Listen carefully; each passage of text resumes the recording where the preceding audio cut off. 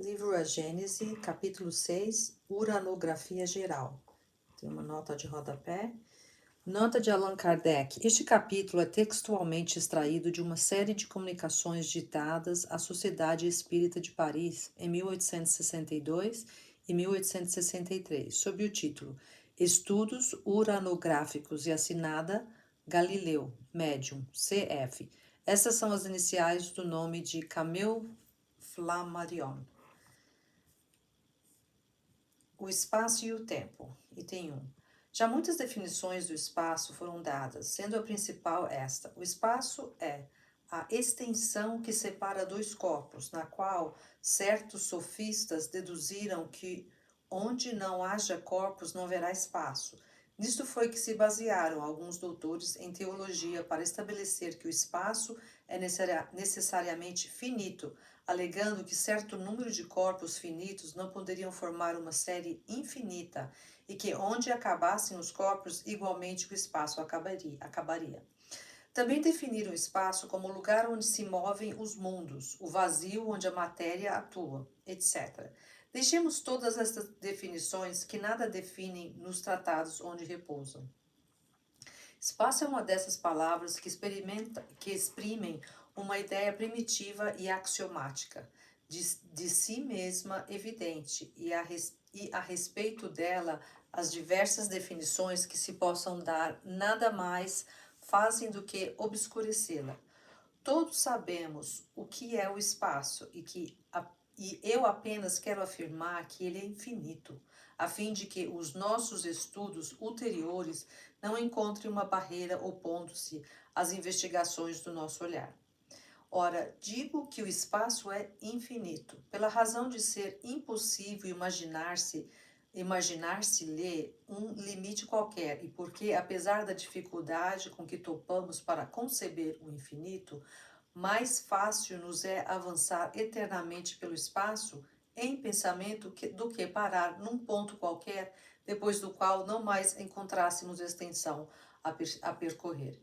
Para figurarmos quanto nolo permitam as nossas limitadas faculdades, a infinidade do espaço, suponhamos que, partindo da Terra, perdida no meio do infinito para um ponto qualquer do universo, e isso com a velocidade prodigiosa da centelha elétrica que percorre milhares de léguas por segundo e que mal tendo deixado este globo já tenhamos percorrido milhões de léguas, nós nos achamos num lugar onde apenas divisamos a Terra sob o aspecto de pálida estrela. Passado um instante, seguindo sempre a mesma direção, chegamos a essas estrelas longínquas que mal percebeis da vossa estação terrestre. Daí, não só a Terra nos desaparece inteiramente do olhar nas profundezas do céu, como também o próprio Sol, com todo o seu esplendor, se há eclipsado pela extensão que dele nos separa. Animados sempre da mesma velocidade do relâmpago, a cada passo que avançamos na extensão, transpomos sistemas de mundos, ilhas de luz etérea, estradas estelíferas, paragens suntuosas onde Deus semeou mundos na mesma profusão com que semeou as plantas nas pradarias terrenas. Ora, há apenas poucos minutos que caminhamos e já centenas de milhões e milhões de léguas nos separam da Terra. Bilhões de mundos nos passaram sob as vistas. E, entretanto, escutai, em realidade, não avançamos um só passo que seja no universo. Se continuarmos durante anos, séculos, milhares de séculos, milhões de períodos 100 vezes seculares e sempre com a mesma velocidade do relâmpago, nenhum passo teremos avançado, qualquer que seja o lado para onde nos dirigimos e qualquer que seja o ponto para onde nos encaminhemos, a partir desse grãozinho invisível de onde saímos e a que chamamos Terra. Eis aí o que é o espaço? Item 2. Como a palavra espaço-tempo é também um termo já por si mesmo definido. Dele se faz ideia mais exata, relacionando-o com o todo infinito. O tempo é a sucessão das coisas. Está ligado à eternidade, do mesmo modo que as coisas estão ligadas ao infinito. Suponhamos-nos na origem do nosso mundo, na época primitiva em que a Terra ainda não se movia sob a divina impulsão, numa palavra, no começo da Gênese.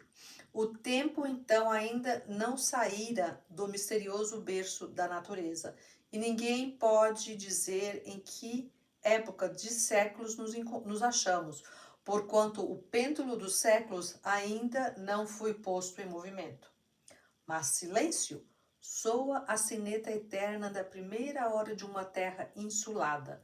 O planeta se move no espaço e desde então, a tarde e manhã, para lá da Terra, a eternidade permanece impassível e imóvel, embora o tempo marche com relação a muitos outros mundos. Para a Terra, o tempo a substitui e, durante uma determinada série de gerações, contar-se-ão os anos e os séculos.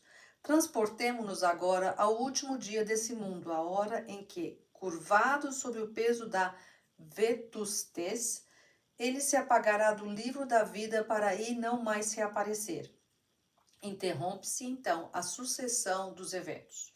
Cessam os movimentos terrestres que mediam o tempo e o tempo acaba com eles.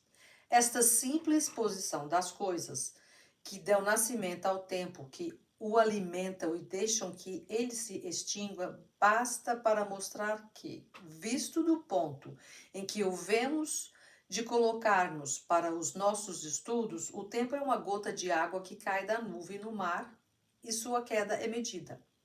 Tantos mundos na vasta amplidão, quantos tempos diversos e incompatíveis.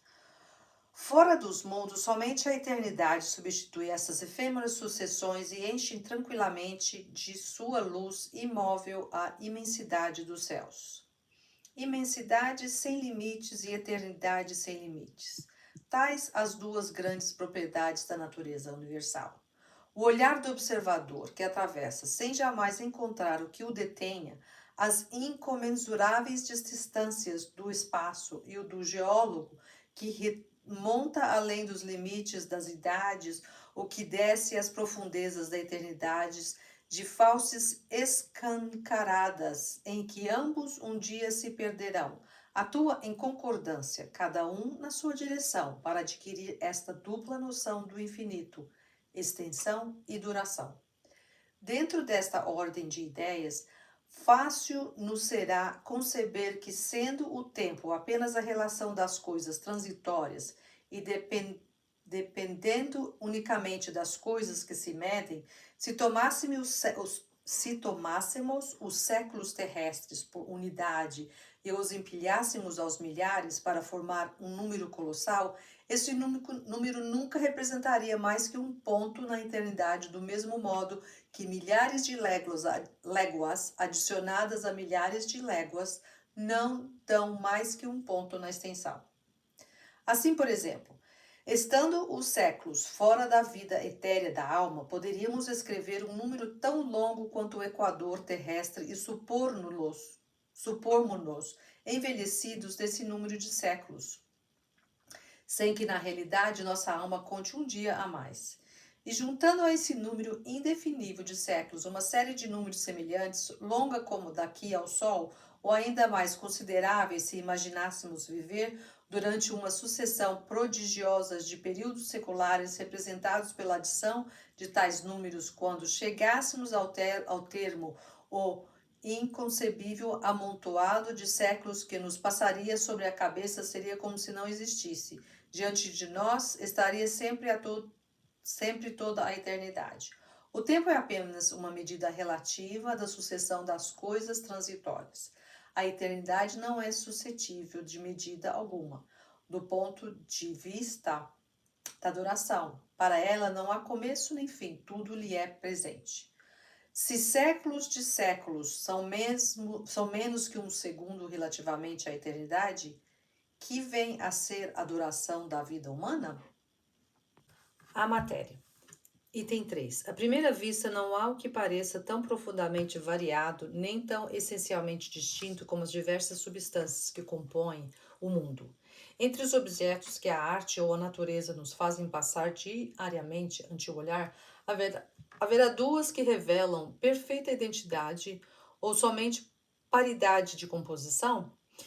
Quanta dessemelhança sobre os aspectos da solidez e da compressibilidade, do peso e das múltiplas propriedades do corpus entre os gases atmosféricos e um filete de ouro, entre a molécula aquosa da nuvem e a do mineral que forma a carcaça óssea do globo? Que diversidade entre o tecido químico das variadas plantas que adornam o reino vegetal e o dos representantes não menos numerosos da animalidade na Terra? Entretanto, podemos estabelecer como princípio absoluto que todas as substâncias conhecidas e desconhecidas, por mais dessemelhantes que pareçam, quer do ponto de vista da constituição íntima, quer pelo prisma de suas ações recíprocas, são de fato apenas modos diversos sob que a matéria se apresenta, variedades em que ela se transforma sob a direção das forças inumeráveis que a governam. Item 4.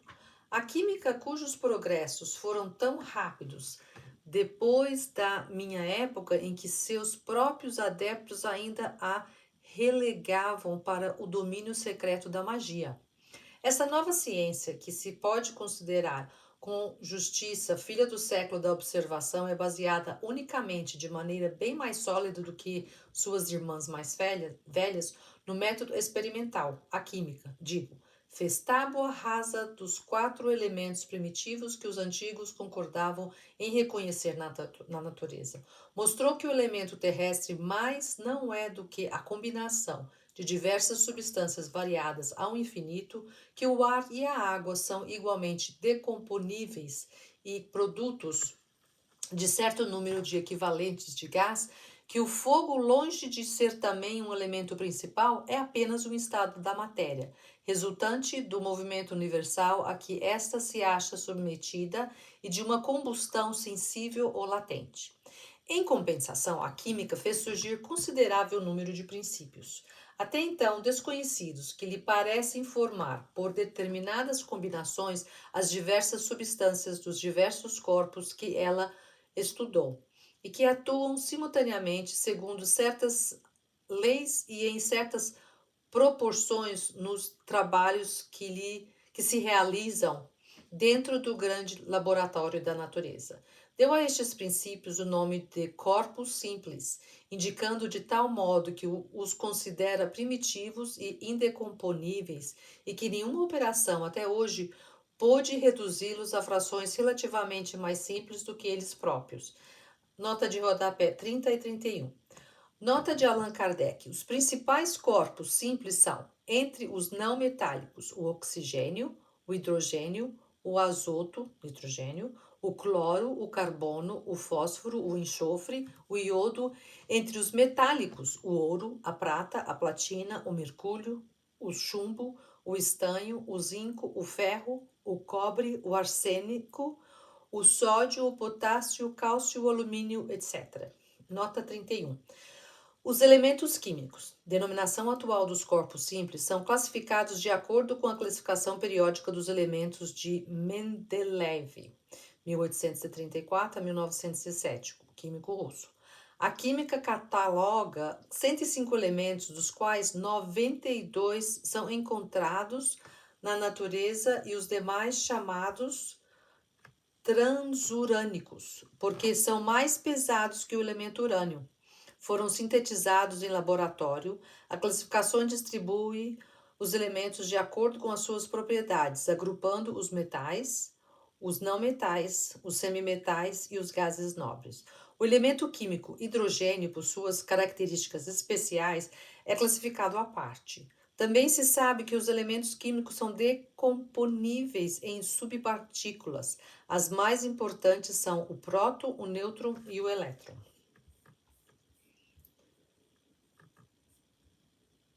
Item 5. Mas onde param as apreciações do homem, mesmo ajudadas pelos mais impressionantes sentidos artificiais?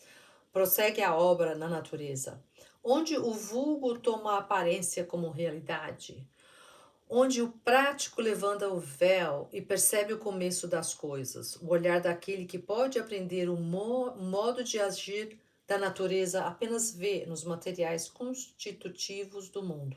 A matéria cósmica primitiva, simples e una, diversificada em certas regiões na época do seu aparecimento, repartida em corpos solidários entre si durante a sua vida, e que um dia os materiais se desmembram por efeitos na decomposição no receptáculo da imensidão. Item 6. Há questões que nós mesmos, espíritos amantes da ciência, não podemos aprofundar e sobre as quais não poderemos emitir senão opiniões pessoais, mais ou menos hipotéticas. Sobre essas questões, calar-me-ei ou justificarei a minha maneira de ver. A com que nos ocupamos, porém, não pertence a esse número. Aqueles, portanto, que fossem tentados a enxergar nas minhas palavras unicamente uma teoria ousada, direi: abarcai, se for possível, com olhar investigador, a multiplicidade das operações da natureza e reconhecereis que, se não admitir a unidade da matéria, impossível será explicar, já não direi somente os sóis e as esferas, mas, sem ir tão longe, a germinação de uma semente na terra ou a produção de um inseto. Item 7. Se observa tão grande diversidade da matéria, porque, sendo um número ilimitado, as forças que hão presidido às suas transformações e as condições em que essas se produziram, também as várias combinações da matéria não podiam deixar de ser ilimitadas.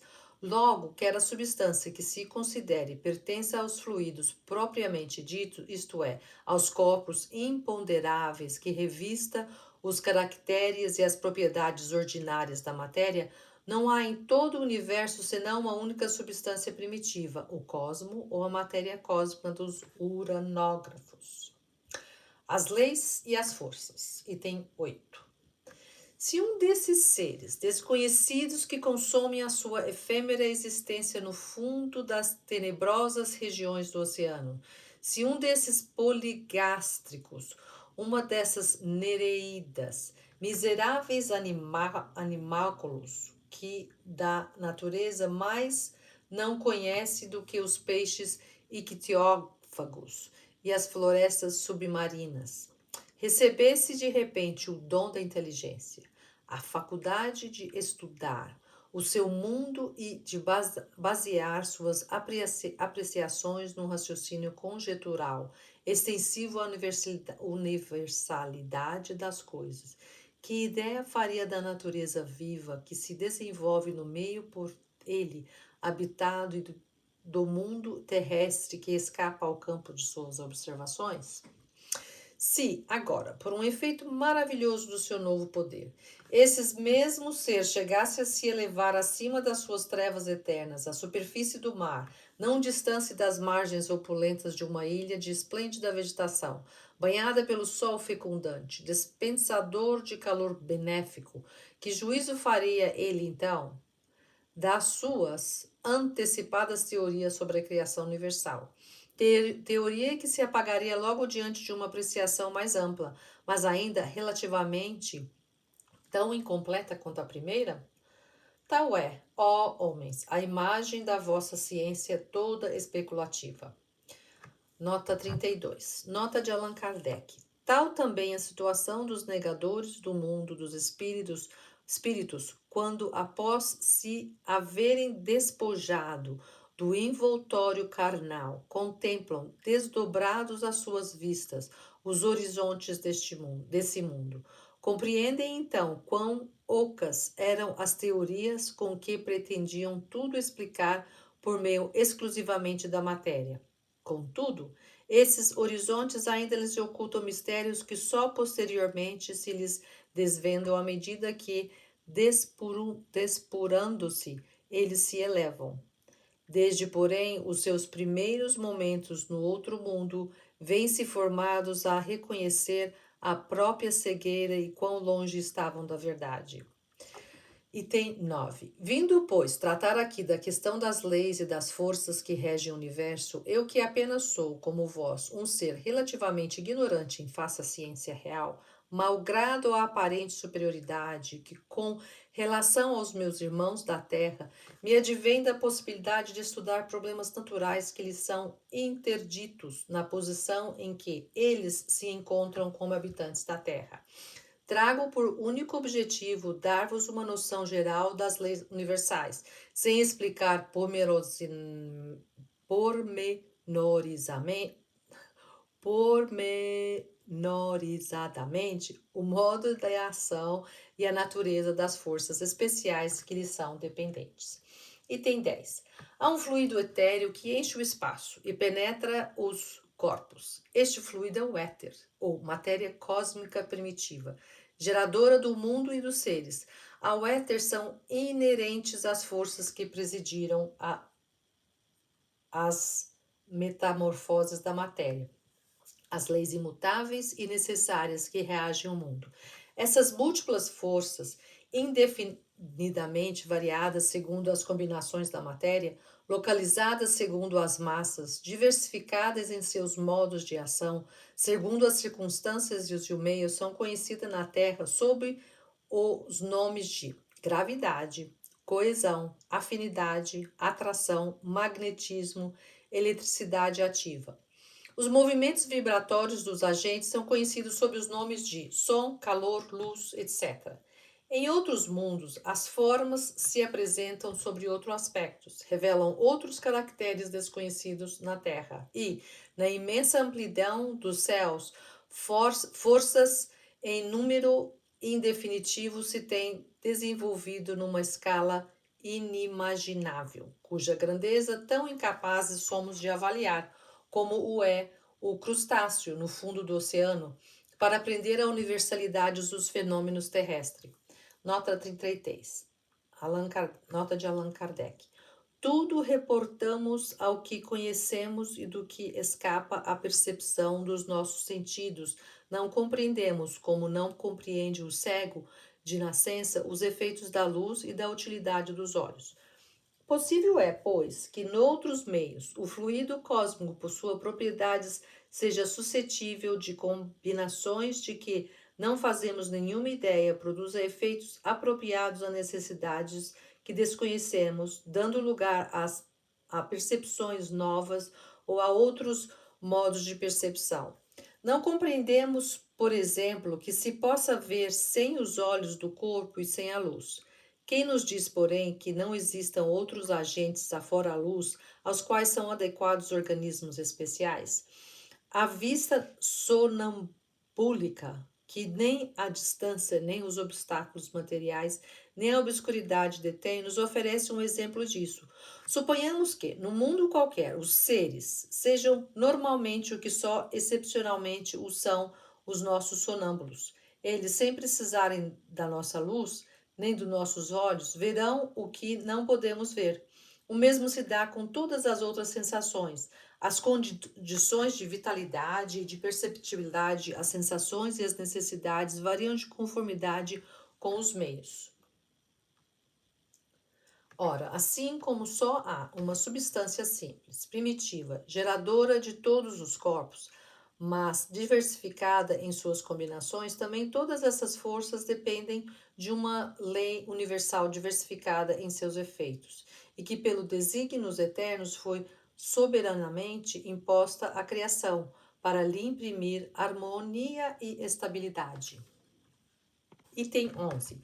A natureza jamais se encontra em oposição a si mesma. Uma só é a divisa do brasão do universo, unidade, variedade. Remontando a escala dos mundos, encontra-se unidade de harmonia e de criação, ao mesmo tempo que uma variedade infinita no imenso jardim de estrelas.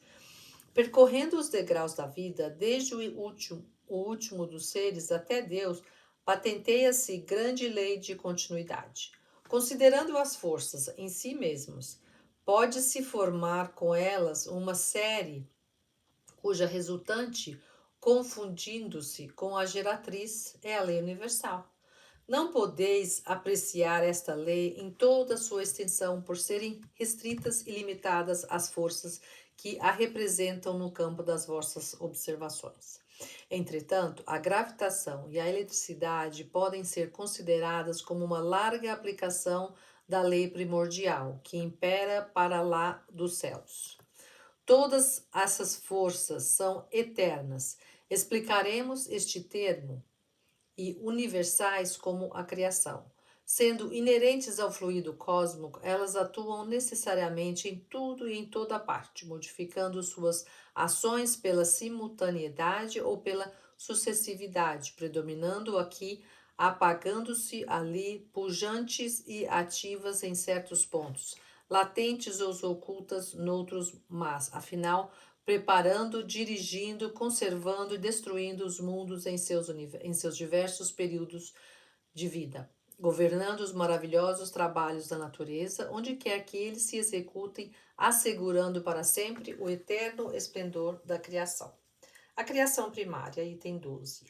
Depois de termos considerado o universo sob os pontos de vista gerais de sua composição, das suas leis e das suas propriedades, podemos entender os nossos estudos ao modo de formação que deu origem aos mundos e aos seres. Desceremos em seguida à criação da Terra, em particular, e ao seu estado atual na universalidade das coisas, e daí, tomando esse globo por ponto de partida e por unidade relativa, procederemos aos nossos estudos planetários e siderais. 13. Se bem compreendemos a relação ou antes a oposição entre a eternidade e o tempo, se nos familiarizarmos com a ideia de que o tempo não é mais do que uma medida relativa à sucessão das coisas transitórias, ao passo que a eternidade é essencialmente uma imóvel e permanente, insuscetível de qualquer medida do ponto de vista da duração, compreenderemos que para ela não há começo nem fim. Do outro lado, se fazemos ideia exata, embora necessariamente muito fraca, da infinidade do poder divino, compreenderemos como é possível que o universo haja existido sempre e sempre exista. Desde que Deus existiu, suas perfeições eternas falaram. Antes que houvessem nascido os tempos, a eternidade incomensurável recebeu a palavra divina e fecundou o espaço, eterno quanto ela. Item 14.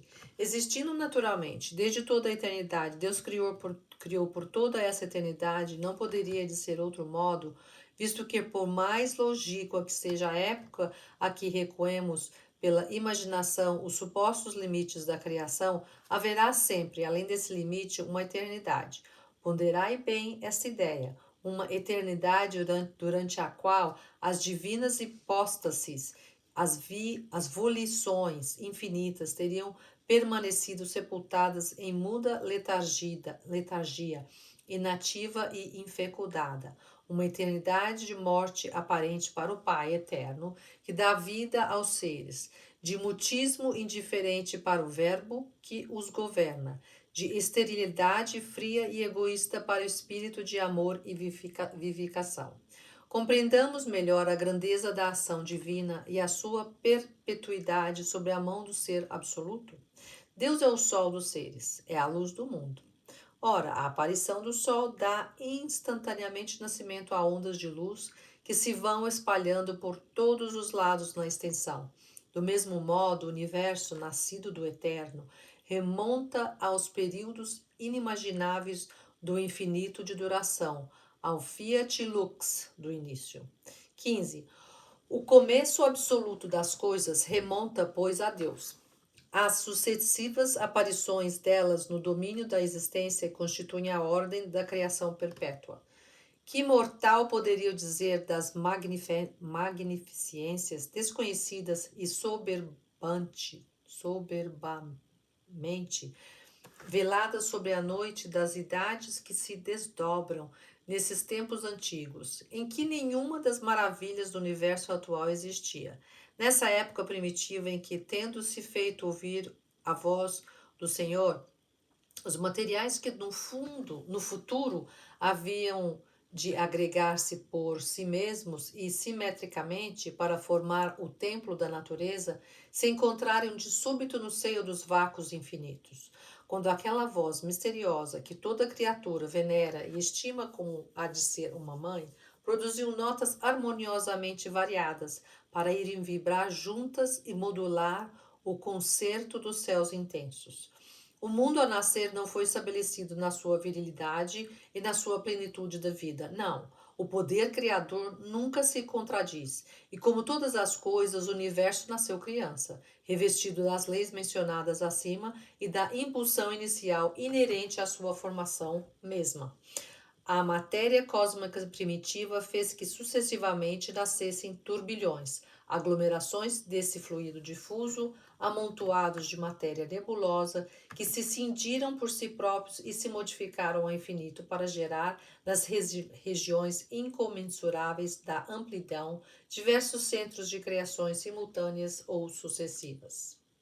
Em virtude das forças que predominaram sobre um ou sobre outro, deles e das circunstâncias ulteriores que presidiram ao seu desenvolvimento, esses centros primitivos se tornaram focos de uma vida especial. Uns menos disseminados no espaço e mais ricos em princípios e em forças atuantes. Começaram desde logo a sua particular vida astral. Os outros, ocupando ilimitada extensão, cresceram com lentidão extrema, ou de novo se dividiram em outros centros secundários. 16. Transportando-nos a alguns milhões de séculos somente, além da época atual, verificamos que a nossa Terra ainda não existe, que mesmo o nosso sistema solar ainda não começou as evoluções da vida planetária. Entretanto, já esplêndidos sóis iluminam o éter. Já planetas habitados dão vida e existência a uma multidão de seres. Nossos predecessores na carreira humana, que as produções opulentas de uma natureza desconhecida e os maravilhosos fenômenos do céu desdobram sobre outros olhares os quadros da imensa criação. Que digo, já deixaram de existir esplendores que outrora fizeram palpitar o coração de outros mortais, sob o pensamento da potência infinita? E nós, pobres seres pequeninos, que viemos após uma eternidade de vida, nós nos cremos contemporâneos da criação? Ainda uma vez compreendamos melhor a natureza. Saibamos que atrás de nós, como à nossa frente, está a eternidade, que o espaço é teatro de inimaginável sucessão e simultaneidade de criações. Tais nebulosas que mal percebemos nos mais longínquos pontos do céu são aglomerados de sóis em vias de formação. Tais outras são vias lácteas de mundos habitados, outras finalmente sedes de catástrofes e de deperecimento. Saibamos que, assim como estamos colocados no meio de uma infinidade de mundos, também estamos no meio de uma dupla infinidade de durações, anteriores e ulteriores, que a criação universal não se acha restrita a nós, que não nos é lícito aplicar esta expressão à formação isolada do nosso pequenino globo. A criação universal, item 17. Após haver remontado tanto quanto o permitia a nossa fraqueza em direção à fonte oculta donde dimanam os mundos, como de um rio a gotas de água, consideremos a marcha das criações sucessivas e dos seus desenvolvimentos seriais. A matéria cósmica primitiva continha os elementos materiais, fluídicos e vitais de todos os universos que estendiam suas magnificências diante da eternidade. Ela é a mãe fecunda de todas as coisas, a primeira avó e, sobretudo, a eterna geratriz. Absolutamente não desapareceu essa substância de onde provém as esferas siderais. Não morreu essa potência, pois que ainda incessantemente dá à luz novas criações e incessantemente recebe reconstituídos os princípios dos mundos que se apagam do livro eterno. A substância etérea mais ou menos rarefeita que se difunde pelos espaços interplanetários, esse fluido cósmico que enche o mundo mais ou menos rarefeito nas regiões imensas ricas de aglomerações de estrelas, mais ou menos condensado onde o céu astral ainda não brilha, mais ou menos modificado por diversas combinações de acordo com as localidades da extensão.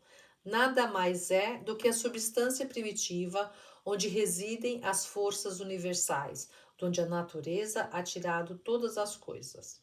Nota 34, nota de Allan Kardec.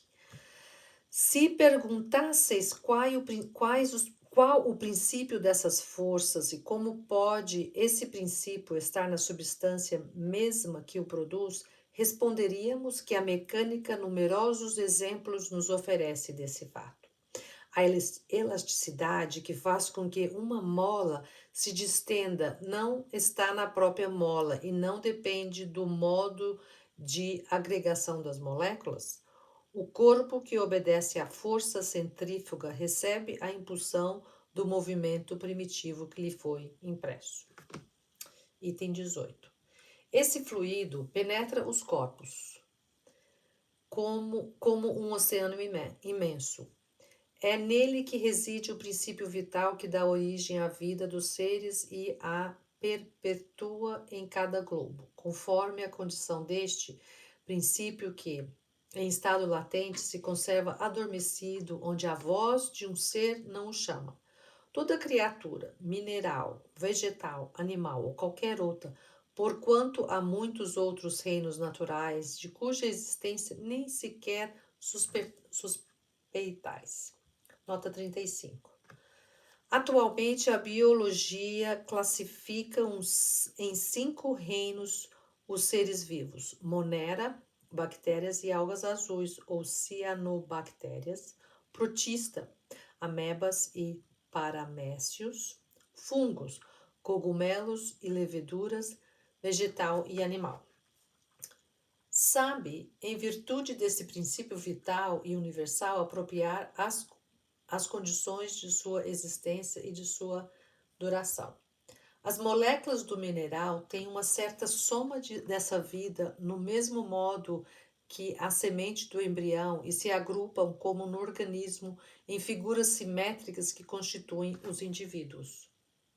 Muito importa nos compenetremos da noção de que a matéria cósmica primitiva se achava revestida não só das leis que asseguram a estabilidade dos mundos, como também do universal princípio vital que forma gerações espontâneas em cada mundo, à medida que se apresentam as condições da existência sucessiva dos seres e quando soa a hora do aparecimento dos filhos da vida durante o período criador.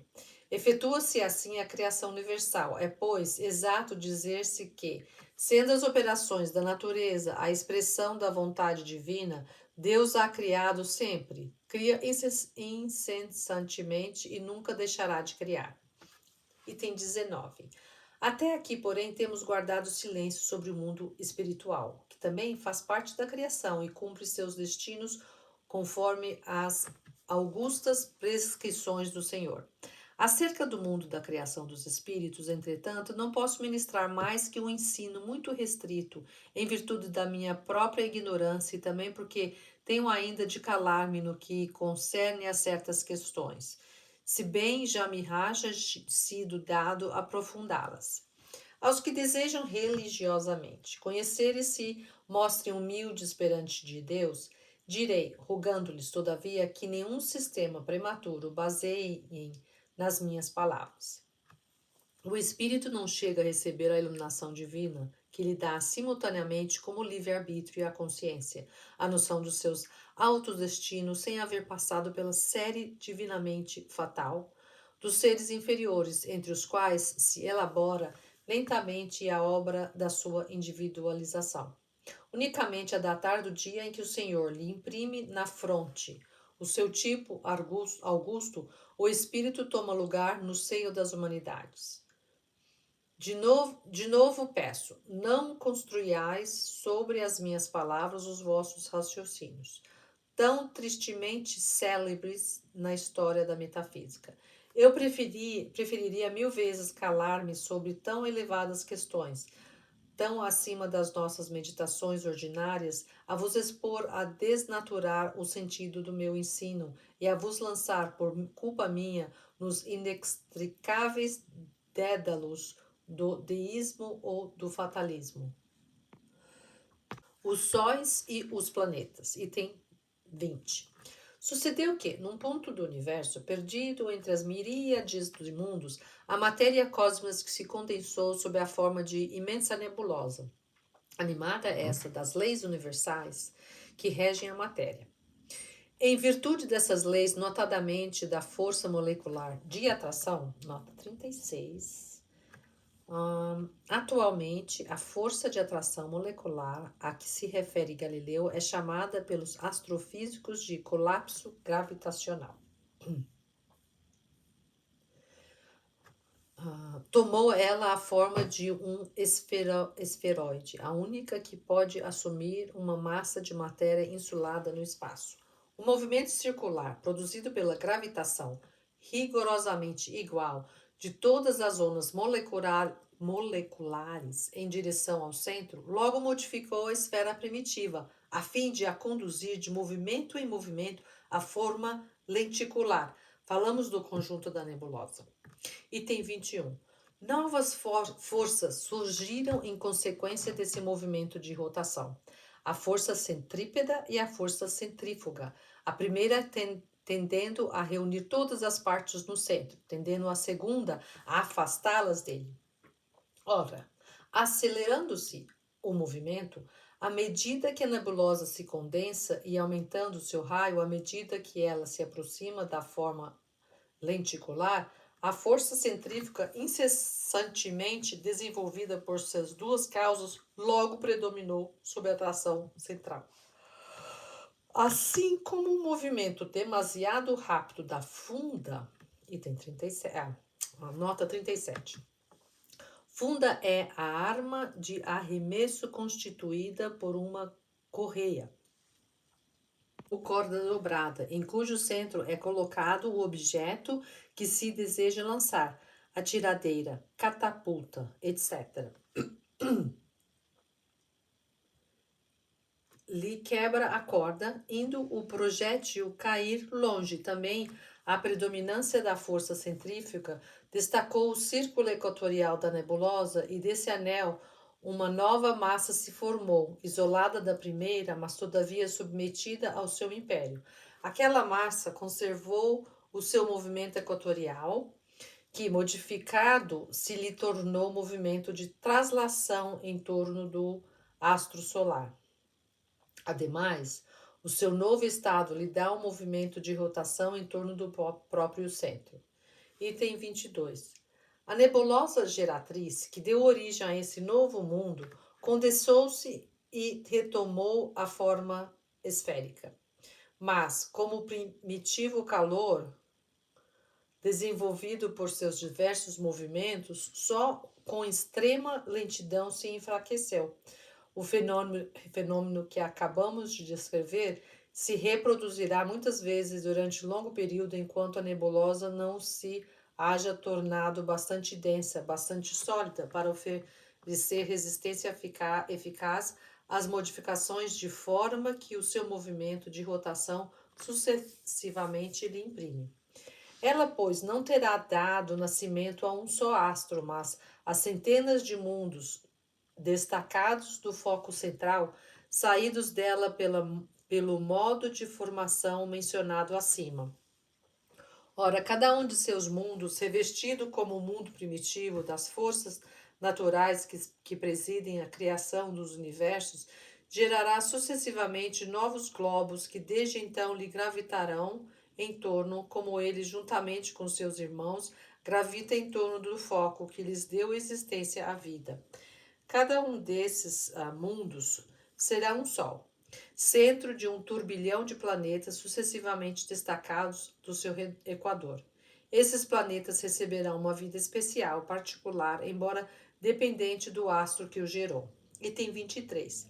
Os planetas são assim formados de massas de matéria condensada, porém ainda não solidificada, destacadas da massa central pela ação da força centrífuga e que tomam, em virtude das leis dos movimentos, a forma esferoidal, mais ou menos elíptica, conforme o grau de fluidez que conservaram. Um desses planetas será a Terra, que antes de se resfriar e revestir de uma crosta sólida, dará nascimento à Lua, pelo mesmo processo de formação astral a que ela própria deveu a sua existência. A Terra, doravante inscrita no livro da vida, berço das criaturas cuja fraqueza as asas da divina providência protege, nova corda colocada na harpa infinita e que no lugar que ocupa tem de vibrar no concerto universal dos mundos. Os satélites, 24. Item 24. Antes que as massas planetárias houvessem atingido um grau de resfriamento bastante a lhes operar a solidificação, massas menores, verdadeiros glóbulos líquidos, se desprenderam de alguns no plano equatorial, plano em que é maior a força centrífuga e, por efeito das mesmas leis, adquiriram um movimento de traslação em torno do planeta que as gerou, como sucedeu a estes com relação ao astro central que lhes deu origem. Foi assim que a Terra deu nascimento à Lua, cuja massa menos considerável teve que sofrer um resfriamento mais rápido.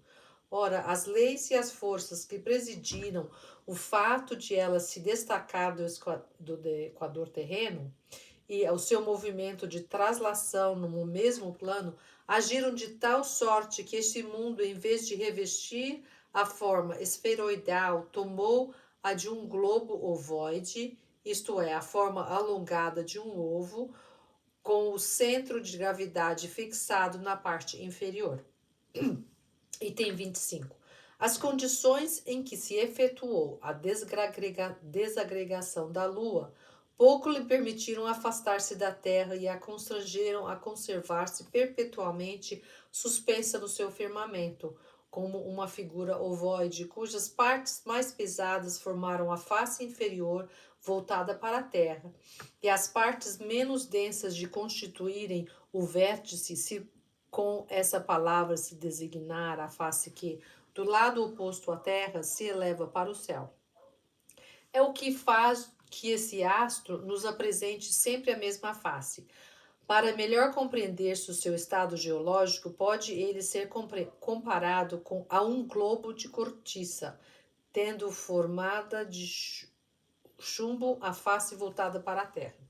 Daí duas naturezas essencialmente distintas na superfície do mundo lunar.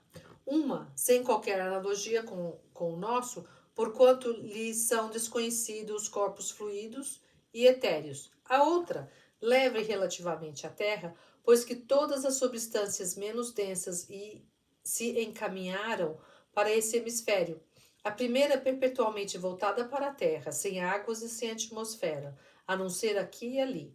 Nos limites desse hemisfério terrestre, a outra, rica de fluidos, perpetualmente oposta ao nosso mundo. Nota 38. Nota de Allan Kardec. Essa teoria da Lua nova inteiramente explica, pela lei da gravitação, o motivo por que esse astro apresenta sempre a mesma face para a Terra, tendo o centro de gravidade num dos pontos de sua superfície, em vez de estar no centro da esfera, e sendo, em consequência, atraído para a Terra por uma força maior do que a que atrai as partes mais leves. A Lua pode ser tida como uma dessas figuras chamadas vulgarmente João Teimoso, que se levantam constantemente sobre a sua base, ao passo que os planetas, cujo centro de gravidade está a distâncias iguais à superfície giram regularmente sobre o próprio eixo. Os fluidos vivificantes, gasosos ou líquidos, por virtude da sua leveza específica, se encontrariam acumulados no hemisfério superior,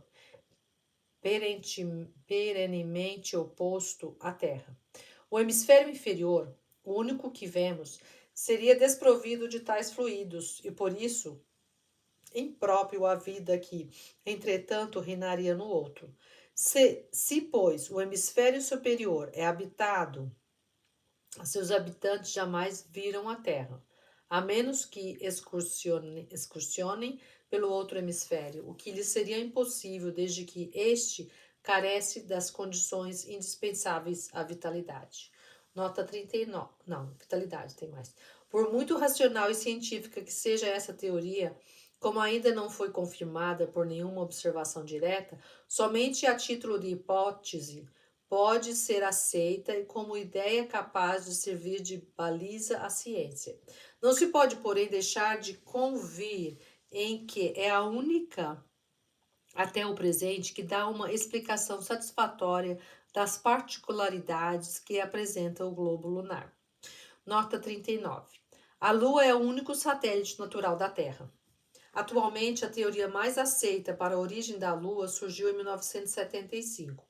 A teoria do grande impacto, proposta pelo Instituto de Ciências Planetárias de Tucson e pelo Instituto Harvard-Smithsonian de Astrofísica. Após a análise de amostras de solo e rochas lunares coletadas pelas missões Apollo, os cientistas chegaram à conclusão que há cerca de 4,5 bilhões de anos, durante a formação da Terra, um objeto do tamanho de Marte colidiu com a Terra. Essa violenta colisão lançou material, pedaços de rocha líquida, para a órbita da Terra. A Lua teria se formado. Então, a partir da condensação do material expelido por essa colisão, tendo ficado aprisionado pelo campo gravitacional da Terra. A Lua leva o mesmo tempo, do 27,3 dias terrestres, para girar ao redor do seu eixo e para orbitar em volta da Terra. Assim, a mesma face, o lado visível, está sempre voltada para a Terra. A quantidade da superfície que podemos ver, a face da Lua, depende de que fração do lado visível está recebendo o Sol, a luz do Sol. Allan Kardec, em suas palavras, já demonstrou a necessidade da observação direta da Lua para a confirmação de seus dados. Em 1959, a sonda soviética Luna 3 esteve na órbita da Lua, enviando mensagens do lado oculto, encerrando as especulações de que o campo gravitacional lunar seria mais intenso naquela face, tornando possível a existência de atmosfera e vida. Há uma dissimetria entre o lado oculto e o lado visível, uma vez que a crosta da face oculta atinge 100 km de espessura, enquanto na face visível só atinge um máximo de 60 km. Item 26. O número e o estado dos satélites de cada planeta tem variado de acordo com as condições especiais em que eles se formaram. Alguns não deram origem a nenhum astro secundário, como se verifica com Mercúrio, Vênus e Marte. Nota 40. Em 1877, foram descobertos 2 satélites de Marte, Phobos e Deimos. Ao passo que outros, como a Terra, Júpiter, Saturno, etc., formaram em um ou vários desses astros secundários. Item 27. Além de seus satélites ou luas, o planeta Saturno apresenta o fenômeno especial do anel, que visto de longe parece cercá-lo de uma auréola branca. Essa formação é para nós uma nova prova da universalidade das leis naturais. Esse anel é, com efeito, o resultado de uma separação que se operou no equador de Saturno, ainda nos tempos primitivos, do mesmo modo que uma zona equatorial se escapou da Terra para formar o seu satélite. A diferença consiste em que o anel de Saturno se formou, em todas as suas partes, de moléculas homogêneas, provavelmente já em certo estado de condensação. E pode dessa maneira continuar o seu movimento de rotação no mesmo sentido em que tempo quase igual ao do que anima o planeta. Se um dos pontos deste anel houvesse ficado mais denso do que o outro, uma ou muitas aglomerações de substância se teriam subitamente operado e Saturno contaria muitos satélites a mais. Desde a época da sua formação, esse anel se solidificou do mesmo modo que os outros corpos planetários. Os cometas. Item 28. Astros errantes. Ainda mais do que os planetas que conservaram a denominação etimológica, os cometas serão os guias que nos ajudarão a transpor os limites do sistema a que pertence a Terra e nos levarão a regiões longínquas da extensão sideral.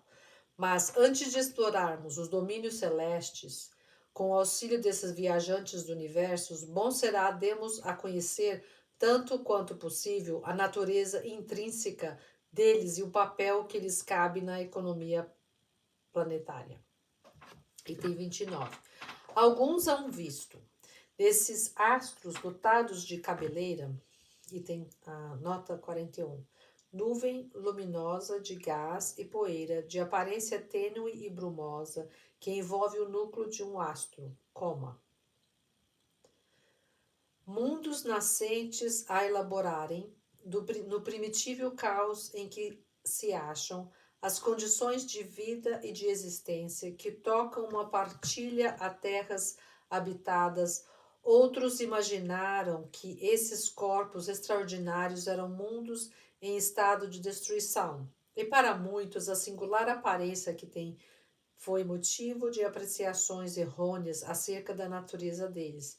Isso a tal ponto que não houve, inclusive na astrologia judiciária, quem não os considerasse como pressagiadores de desgraças, enviados por desígnios providenciais à terra espantada e tremente.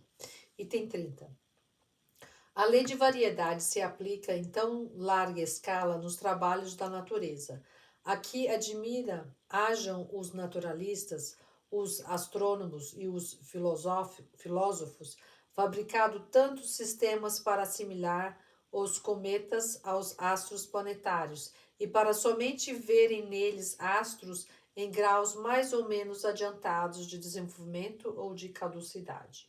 Entretanto, os quadros da natureza deveriam bastar amplamente para afastar o observador da preocupação de perquirir relações inexistentes e deixar aos cometas o papel modesto, porém útil, de astros errantes que servem de desbravadores dos impérios solares. Porque os corpos celestes de que tratamos são coisa muito diversa dos corpos planetários.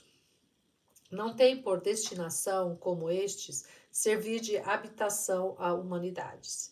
Eles vão sucessivamente de sóis em sóis, enriquecendo-se às vezes pelo caminho, de fragmentos planetários reduzidos ao estado de vapor, buscar nos seus centros os princípios vivificantes e renovadores que derramaram sobre os mundos terrestres.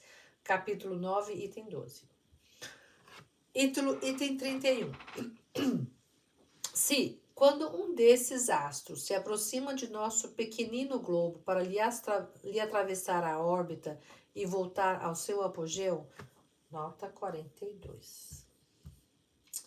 Nota de rodapé. Posição orbital apresentada por um satélite terrestre, a Lua ou satélite artificial, quando em sua revolução se encontra mais afastado da Terra. Situado a uma distância incomensurável do Sol, o acompanhássemos pelo pensamento para visitar com ele as regiões siderais, transporíamos a prodigiosa extensão de matéria etérea que separa das estrelas mais próximas o Sol, e observando os movimentos combinados desse astro, que se suporia desgarrado no deserto infinito, ainda aí encontraríamos uma prova eloquente da universalidade das leis da natureza, que atuam a distâncias que a mais ativa imaginação mal pode conceber.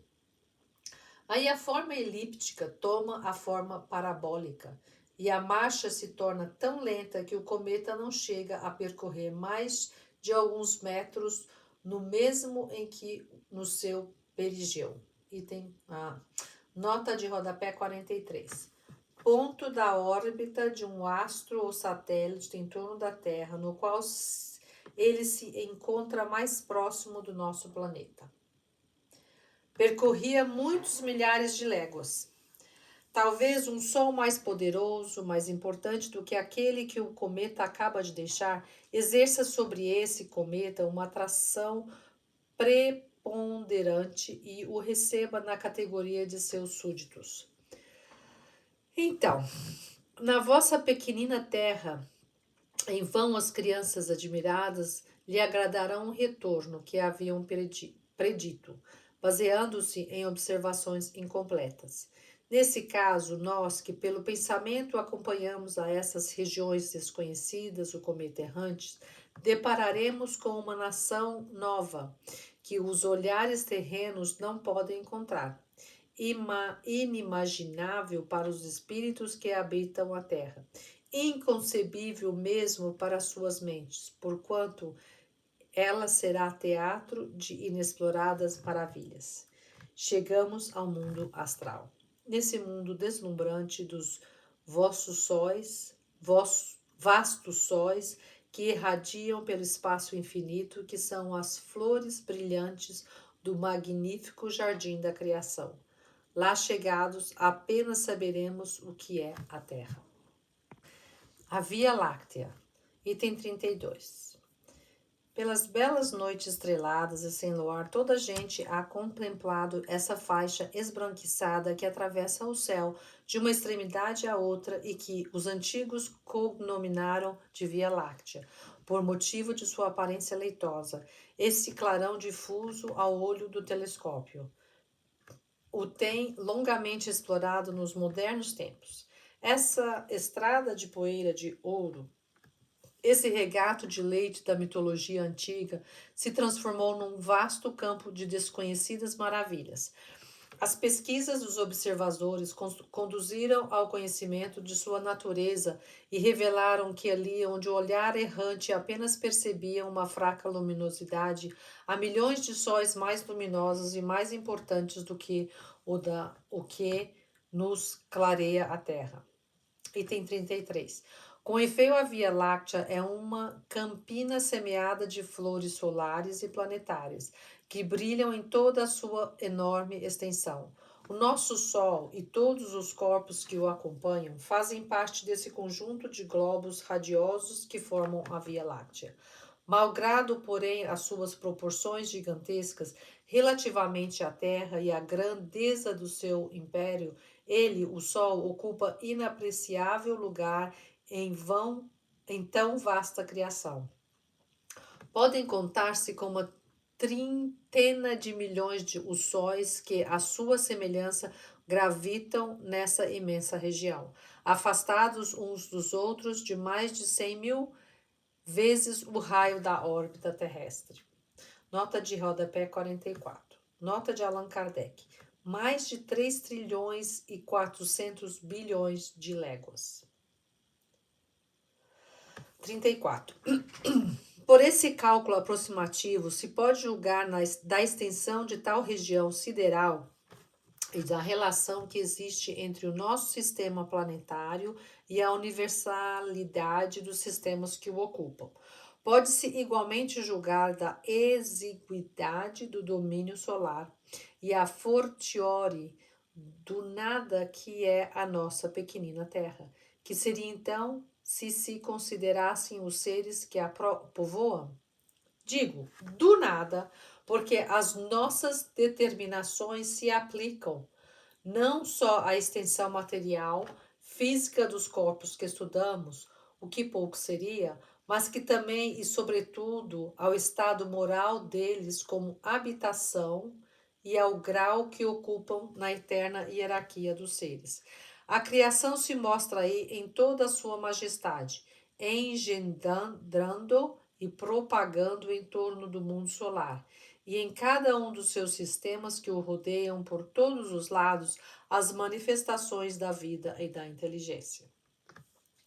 Item 35. Assim fica-se conhecendo a posição que o nosso Sol, ou a Terra, ocupam no mundo das estrelas. Ainda maior peso ganharão essas considerações se refletirmos sobre o estado mesmo da Via Láctea, que, na imensidade das criações siderais, não representa mais que um ponto insensível e inapreciável, vista de longe, porquanto ela não é mais do que uma nebulosa estelar entre os milhões da que existem no espaço. Se ela nos parece mais vasta e mais rica do que as outras, é pela única razão de que nos cerca e se desenvolve em toda a sua extensão sob os nossos olhares, ao passo que as outras, sumidas nas profundezas insondáveis, mal se deixam entrever. Item 36. Ora, sabendo-se que a Terra nada é, ou quase nada, no sistema solar, que esse nada é, ou quase nada, na vida láctea, essa, por sua vez, é nada ou quase nada na universalidade das nebulosas, e essa própria universalidade é bem pouca coisa dentro do imensurável infinito. Começa-se a compreender o que é o globo terrestre. As estrelas fixas, item 37. As estrelas chamadas fixas e que constelam os dois hemisférios do firmamento não se acham de todo isentas de qualquer atração exterior, como geralmente se supõe. Longe disso, elas pertencem todas a uma mesma aglomeração de estelares, aglomeração que não é senão a grande nebulosa, de que fazemos parte cujo plano equatorial, projetado no céu, recebeu o nome de Via Láctea. Todos os sóis que a constituem são solidários. Suas múltiplas influências reagem perpetuamente umas sobre as outras e a gravitação universal as grupa todas numa mesma família. 38. Esses diversos sóis são, na sua maioria, como o nosso, cercados de mundos secundários, que eles iluminam e fecundam por intermédio das mesmas leis que presidem a vida do nosso sistema planetário. Uns, como Sírio, são milhares de vezes mais magníficos em dimensões e em riquezas do que o nosso, e muito mais importante é o papel que desempenham no universo. Também planetas em muito maior número e muito superiores aos nossos o cercam. Outros são muito dessemelhantes pelas suas funções astrais. É assim um certo número desses sóis, verdadeiros gêmeos da ordem sideral. São acompanhados de seus irmãos da mesma idade e formam no espaço sistemas binários aos quais a natureza outorgou funções inteiramente diversas das que tocaram ao nosso Sol. Nota de rodapé 45. Nota de Allan Kardec. É o que se dá em astronomia o nome de estrelas duplas. São dois sóis, um dos quais gira em torno do outro, como um planeta em torno do seu Sol. De que singular e magnífico espetáculo não gozarão os habitantes dos mundos que formam estes sistemas iluminados por duplo Sol? Mas também quão diferentes não hão de ser nele as condições da vitalidade. Lá, os anos não se medem pelos mesmos períodos, nem os dias pelos mesmos sóis, e esses mundos iluminados por um duplo facho foram dotados de condições de existência inimagináveis por parte dos que ainda não saíram desse pequenino mundo terrestre. Outros astros se cortejam, privados de planetas, receberam os melhores elementos de habitabilidade concedidos a alguns. Na sua imensidade, as leis da natureza se diversificam e se a unidade é a grande expressão do universo, a variedade infinita é igualmente seu eterno atributo. 39. Malgrado o prodigioso número dessas estrelas e de seus sistemas, malgrado as distâncias incomensuráveis que as separam, elas pertencem todas à mesma nebulosa estelar que os olhos dos mais possantes telescópios mal conseguem atravessar e que as concepções das mais ousadas imaginação apenas logram alcançar. Nebulosa que, entretanto, é simplesmente uma unidade na ordem das nebulosas que compõem o mundo astral. 40. As estrelas chamadas fixas não estão imóveis na amplidão. As constelações que se figuraram na abóbada do firmamento não são reais criações simbólicas. A distância que se acha da Terra e a perspectiva sob a qual se mede da estação terrena, o universo constituem as duas causas dessa dupla ilusão óptica. Vídeo capítulo 5, item 12. Item 41. Vimos que a totalidade dos astros que cintilam na cúpula azulada se acha encerrada numa aglomeração cósmica, numa mesma nebulosa que chamais Via Láctea, mas por pertencerem todos ao mesmo grupo, não se segue que esses astros não estejam animados todos de movimento de translação no espaço, cada um com o seu. Em parte, nenhuma existe o repouso absoluto. Eles têm a regê-los as leis universais da gravitação e rolam no espaço ilimitado sob a impulsão incessante dessa força imensa. Rolam no segundo derroteiros traçados pelo acaso, mas segundo órbitas fechadas, cujo centro um astro superior ocupa. Para tornar, por meio de um exemplo, mais compreensíveis as minhas palavras, falarei de modo especial do vosso Sol. Item 42. Sabe-se, em consequência de modernas observações, que ele não é fixo, nem central, como se acreditava nos primeiros tempos da nova astronomia, que avança pelo espaço arrastando consigo o seu vasto sistema de planetas, de satélites e de cometas. Ora, não é fortuita essa marcha e ele não vai. Errando esses vácuos infinitos, transviar seus filhos e seus súditos longe das regiões que lhe estão assinadas. Não, sua órbita é determinada e em concorrência com outros sóis da mesma ordem e rodeados de certo número de terras habitadas, ele gravita em torno de um sol central. Seu movimento de gravitação, como os dos sóis seus irmãos, é inapreciável a observações anuais, porque somente grande número de períodos seculares seriam suficientes para marcar um desses anos astrais. Item 43. O Sol central, de que acabamos de falar, também é um globo secundário relativamente ao outro.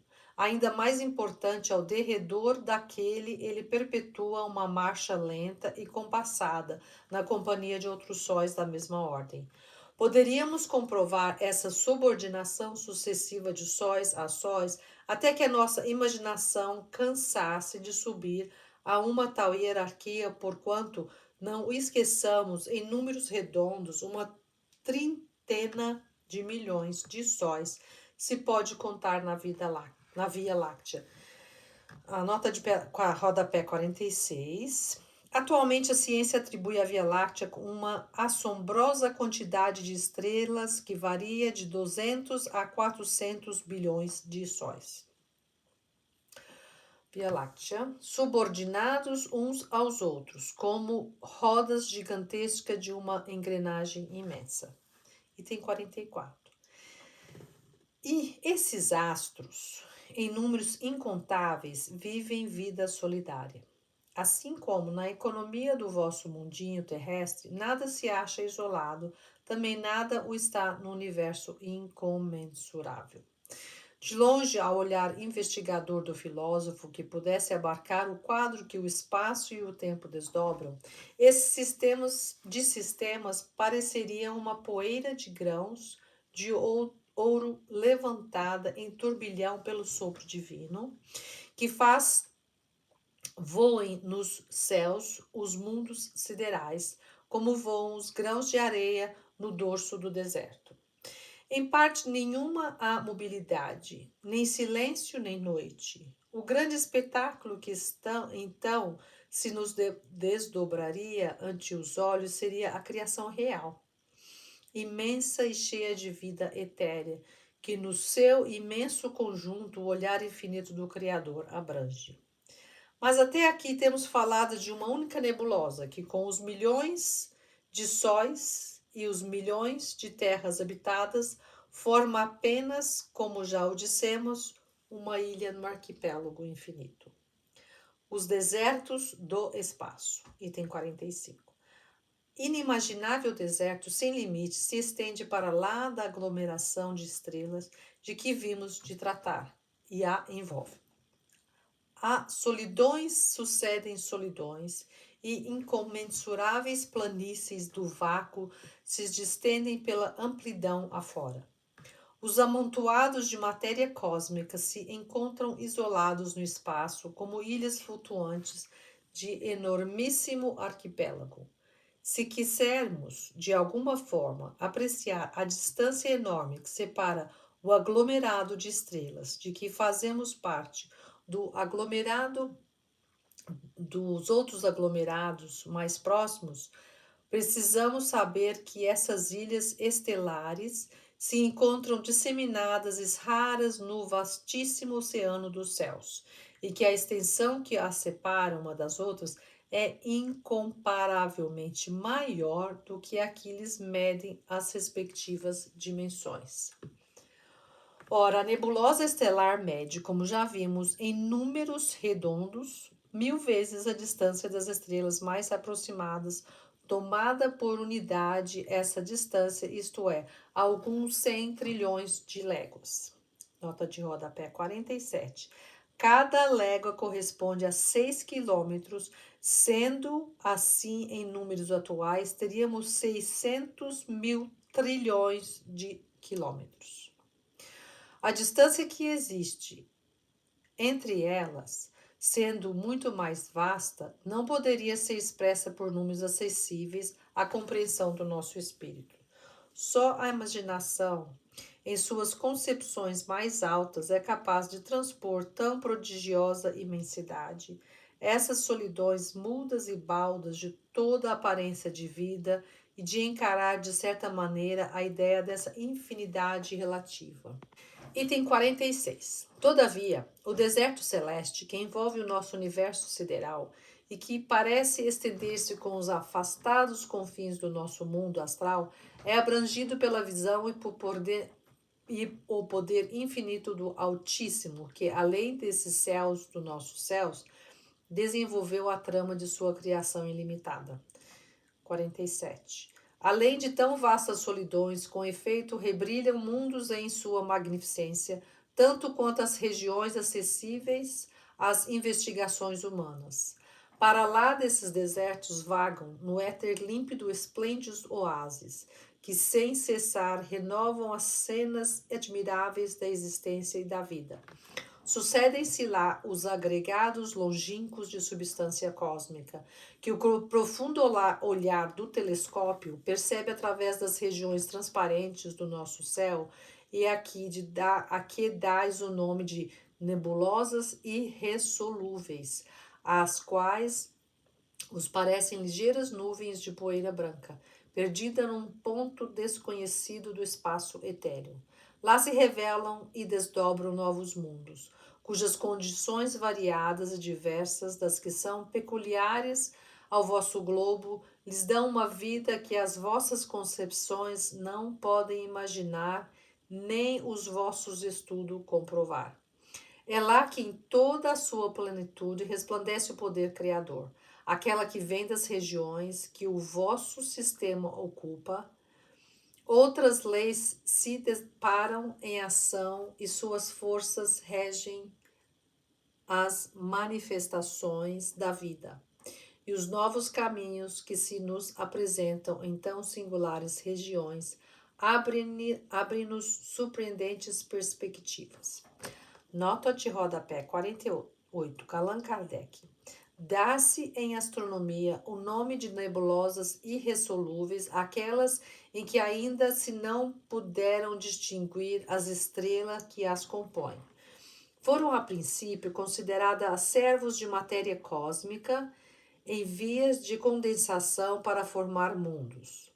Hoje, porém, geralmente se entende que essa aparência é devida ao afastamento em que, com instrumentos bastante poderosos, todas seriam ressolúveis. Uma comparação familiar pode dar ideia, embora muito imperfeita, às nebulosas ressolúveis. São os grupos de centelhas projetadas pelas bombas dos fogos de artifícios, no momento de explodirem. Cada uma dessas centelhas figurará uma estrela e o conjunto delas a nebulosa, ou grupo de estrelas reunidas num ponto do espaço e submetidas a uma lei comum de atração e de movimento. Vistas de certa distância, mal se distinguem essas centelhas, tendo o grupo por elas formado a aparência de uma nuvenzinha de fumaça. Não seria exata essa comparação se se tratasse de massas de matéria cósmicas condensada. A nossa Via Láctea é uma dessas nebulosas. Conta perto de 30 milhões de estrelas ou sóis que ocupam nada menos de algumas centenas de trilhões de léguas de extensão. E, entretanto, não é a maior. Suponhamos apenas uma média de 20 planetas habitados circulando em torno de cada Sol. Teremos 600 milhões de mundos só para o nosso grupo. Se nos pudéssemos transportar da nossa nebulosa para outra, aí estaríamos como em meio da nossa Via Láctea, porém com o céu estrelado, de aspecto inteiramente diverso, e este, malgrado as suas dimensões colossais, não pareceria de longe um pequenino floco lenticular perdido no infinito. Mas antes de atingirmos a nova nebulosa, seríamos qual viajante que deixa uma cidade e percorre vasto país inabitado antes que chegue a outra cidade. Teríamos transposto incomensuráveis espaços desprovidos de estrelas e de mundos, o que Galileu denominou os desertos do espaço. À medida que avançássemos, veríamos a nossa nebulosa afastar-se atrás de nós, diminuindo de extensão as nossas vistas, ao mesmo tempo que, diante de nós, se apresentaria aquela para a qual nos dirigíssemos, cada vez mais distinta, semelhante à massa de centelhas de bomba de fogos de artifício. Transportando-nos pelo pensamento a regiões do espaço além do arquipélago da nossa nebulosa, veremos em torno de nós milhões de arquipélagos semelhantes e de formas diversas, contendo cada um milhões de sóis e centenas de milhões de mundos habitados. Tudo que nos possa identificar com a imensidade da extensão e com a estrutura do universo é de utilidade para ampliação das ideias, tão restringidas pelas crenças vulgares. Deus avulta aos nossos olhos à medida que melhor compreendemos a grandeza de suas obras e nossa infimidade. Estamos longe, como se vê, da crença que a Gênese mosaica implantou e que fez da nossa pequenina e imperceptível terra a criação principal de Deus e dos seus habitantes os únicos objetos da sua solicitude. Compreendemos a vaidade dos homens que creem que tudo no universo foi feito para eles e dos que ousam discutir a existência do ente supremo. Dentro de alguns séculos, causará espanto que uma religião feita para glorificar a Deus o tenha rebaixado a tão mesquinhas proporções e que haja repelido como concepção do espírito do mal a descobertas que somente vieram aumentar a nossa admiração pela sua onipotência, iniciando-nos nos grandiosos mistérios da criação. Ainda maior será o espanto quando souberem que essas descobertas foram repelidas porque emanciparam o espírito dos homens e tirariam a preponderância dos que se diziam representantes de Deus na terra.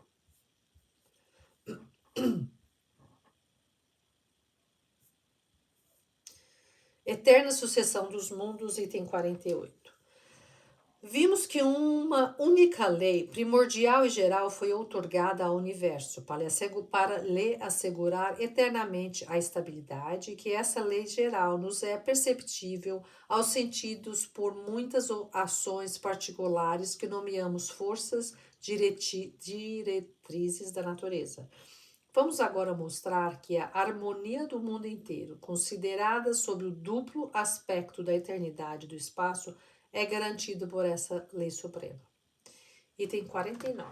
Com efeito, se remontarmos à origem primária das primitivas aglomerações da substância cósmica, notaremos que, sob o império dessa lei, a matéria sofre as transformações necessárias que levam do germe ao fruto maduro e que, sob a impulsão das diversas forças nascidas dessa lei, ela percorre a escala das revoluções periódicas.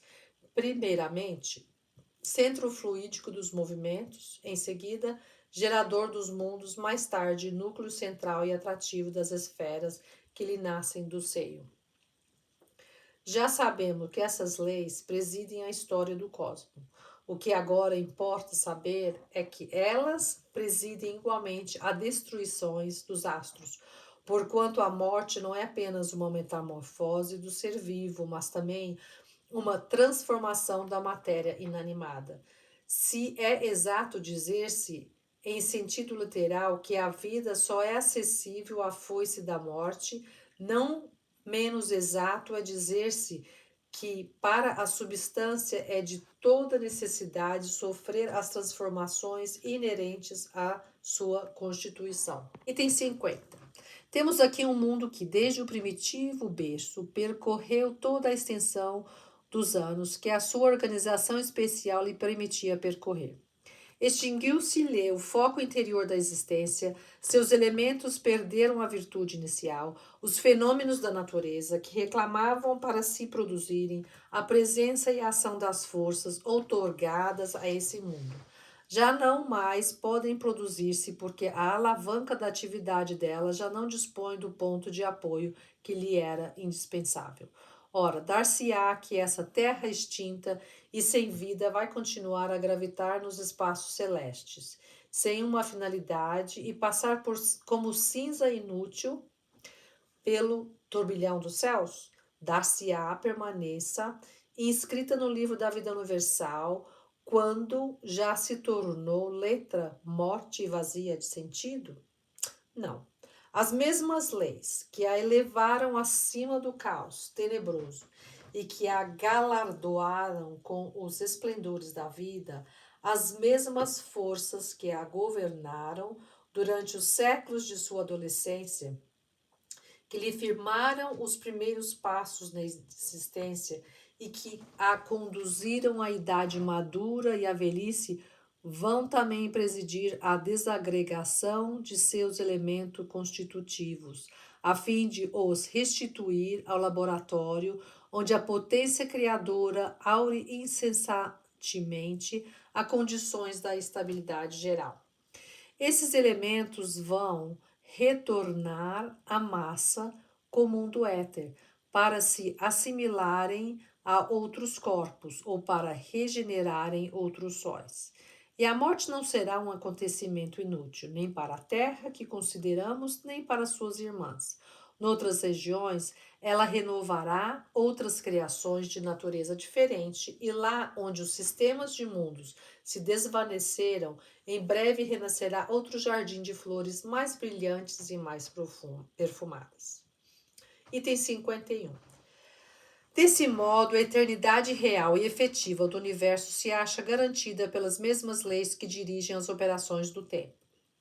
Desse modo, mundos sucedem a mundos, sóis a sóis, sem que o imenso mecanismo dos vastos céus jamais seja atingido nas suas gigantescas molas.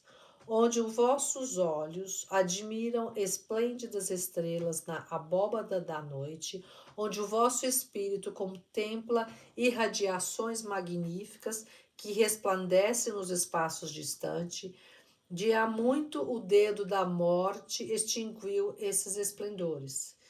De há muito o vazio sucedeu a esses deslumbramentos e já receberam mesmo novas criações ainda desconhecidas. A distância imensa a que se encontram esses astros, por efeito da qual a luz que nos enviam gasta milhares de anos a chegar até nós, faz com que somente hoje recebamos os raios que eles nos enviaram longo tempo antes da criação da Terra, e com que ainda os admiremos durante milhares de anos após a sua desaparição real. Nota de rodapé 49, Allan Kardec. Há aqui um efeito do tempo que a luz gasta para atravessar o espaço, sendo de 70.000 léguas por segundo a sua velocidade. Ela nos chega do Sol em 8 minutos e 13 segundos. Daí resulta que, se um fenômeno se passa na superfície do Sol, não o perceberemos senão 8 minutos mais tarde, e pela mesma razão, ainda o veremos 8 minutos depois de sua cessação. Se, em virtude do seu afastamento, a luz de uma estrela consome 1000 anos para nos chegar, só 1000 anos depois da sua formação veremos essa estrela. Entre parênteses, veja-se para a explicação e descrição completa desse fenômeno a Revista Espírita de maio de 1867, resenha de Lumen por C. Flammarion. Que são os 6.000 anos da humanidade histórica diante dos períodos seculares? Segundo esses vossos séculos, que são as vossas observações astronômicas diante do estado absoluto do mundo, a sombra eclipsada pelo Sol. 52. Logo reconheçamos aqui, como nos nossos outros estudos, que a Terra e o homem são nada em confronto com o que existe e que as mais colossais operações do nosso pensamento ainda se estendem apenas sobre um campo imperceptível diante da imensidade, da eternidade de um universo que nunca terá fim. E, quando esses períodos da nossa imortalidade nos houverem passado sobre as cabeças, quando a história atual da Terra nos aparecer qual sombra vaporosa no fundo da nossa lembrança, quando durante séculos incontáveis houvermos habitado esses diversos degraus da nossa hierarquia cosmológica, quando os mais longínquos domínios das idades futuras tiverem sido por nós perlustrados em inúmeras peregrinações, teremos diante de nós a sucessão ilimitada dos mundos e, por perspectiva, a eternidade imóvel. A vida universal. 53. Esta imortalidade das almas, tendo por base o sistema do mundo físico, pareceu imaginária a certos pensadores prevenidos. Qualificaram-na ironicamente de imortalidade viajora, e não compreenderam que só ela é verdadeira ante o espetáculo da criação. Entretanto, pode se tornar compreensível toda a sua grandeza, quase diríamos toda a sua perfeição.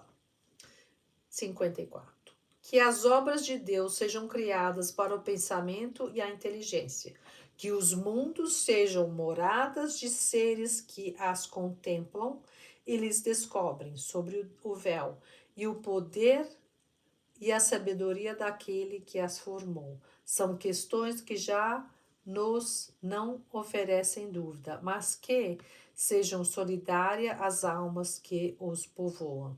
É o que importa saber. Item 55. Com efeito, a inteligência humana encontra dificuldade em considerar esses globos radiosos que cintilam na amplidão como simples massas de matéria inerte e sem fim, e sem vida. Custa-lhe a pensar que não haja nessas regiões distantes magníficos crepúsculos e noites esplendorosas, sóis fecundos e dias transbordantes de luz, vales e montanhas onde as produções múltiplas da natureza desenvolvam toda a sua luxuriante pompa. Custa-lhe a imaginar, digo, que o espetáculo divino em que a alma pode retemperar-se como em sua própria vida, seja baldo da existência e carente de qualquer ser pensante que o possa conhecer. 56. Mas essa ideia eminentemente justa da criação faz-se mister acrescentar a da humanidade solidária, e é nisso que consiste o mistério da eternidade futura. Uma mesma família humana foi criada na universalidade dos mundos, e os laços de uma fraternidade que ainda não sabeis apreciar foram postos a esses mundos. Se os astros que se harmonizam em seus vastos sistemas são habitados por inteligência, não o são por seres desconhecidos uns dos outros, mas, ao contrário, por seres que trazem marcado na fronte o mesmo destino, que se hão de encontrar temporariamente segundo suas funções de vida e suas mútuas simpatias. É a grande família dos espíritos que povoam as terras celestes. É a grande radiação do Espírito Divino que abrange a extensão dos céus e que permanece como tipo primitivo e final da perfeição espiritual. 57.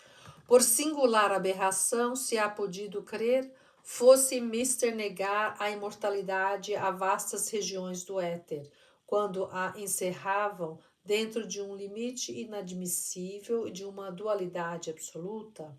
O verdadeiro sistema do mundo deveria, então, preceder a verdadeira doutrina dogmática e a ciência preceder a teologia? Essa se transviará tanto que irá colocar sua base sobre a metafísica? A resposta é fácil e nos mostra que a nova filosofia se assentará triunfamente nas ruínas da antiga, porque sua base se terá erguido vitoriosa sobre os antigos erros. Diversidade dos mundos, item 58.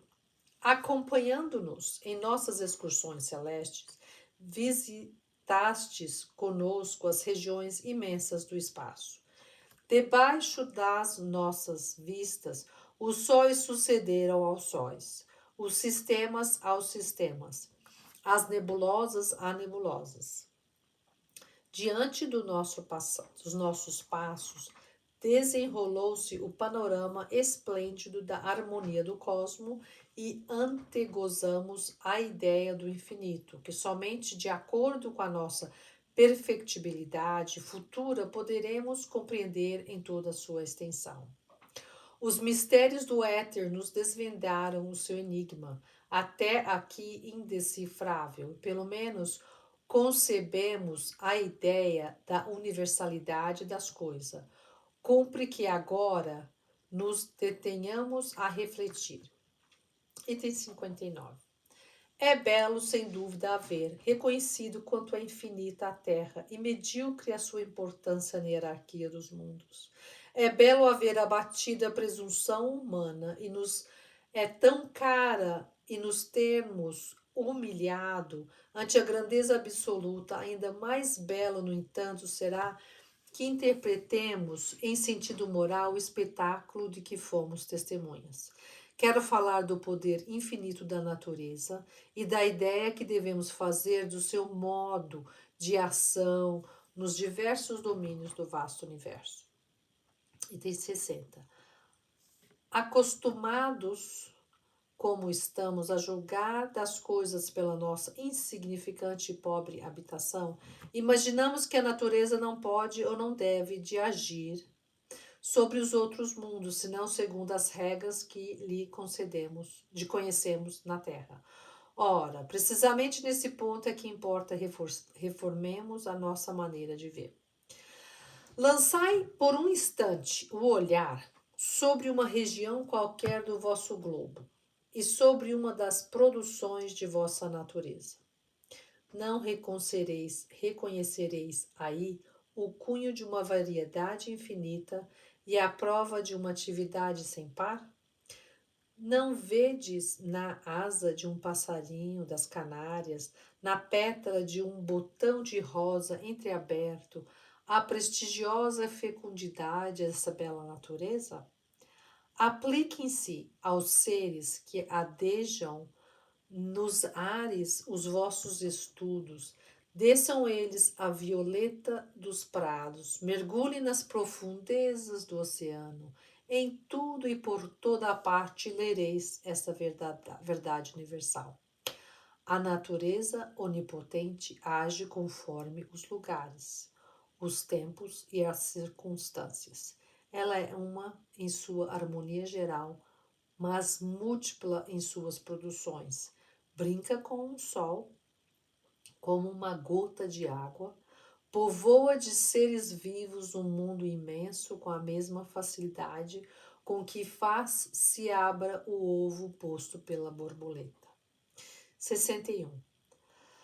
Ora, se é tal a variedade que a natureza nos há podido evidenciar em todos os sítios deste pequeno mundo tão acanhado, tão limitado, quão mais ampliado não deveis considerar esse modo de ação, ponderando nas perspectivas dos mundos enormes?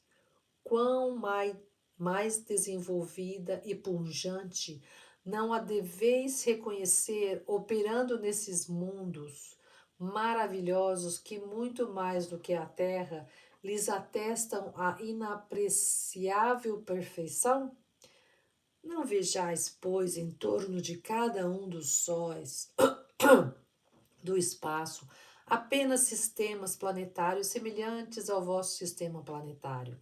Não vejais nesses planetas desconhecidos apenas os 3 reinos que se estandeiam ao vosso derredor. Pensai, ao contrário, que, assim como nenhum rosto de homem se assemelha a outro rosto em todo o gênero humano, também uma portentosa diversidade inimaginável se acha espalhada pelas moradas eternas que vogam nosso seio dos espaços.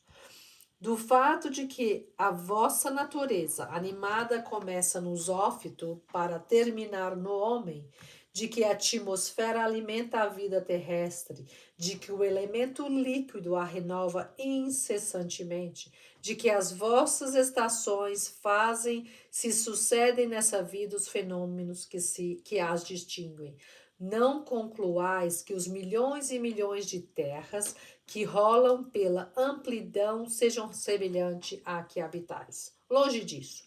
Aquelas diferem de acordo com as diversas condições que lhe foram prescritas e de acordo com o papel que a cada uma coube no cenário do mundo. São pedrarias variegadas de um imenso mosaico, as diversificadas flores de admirável parque.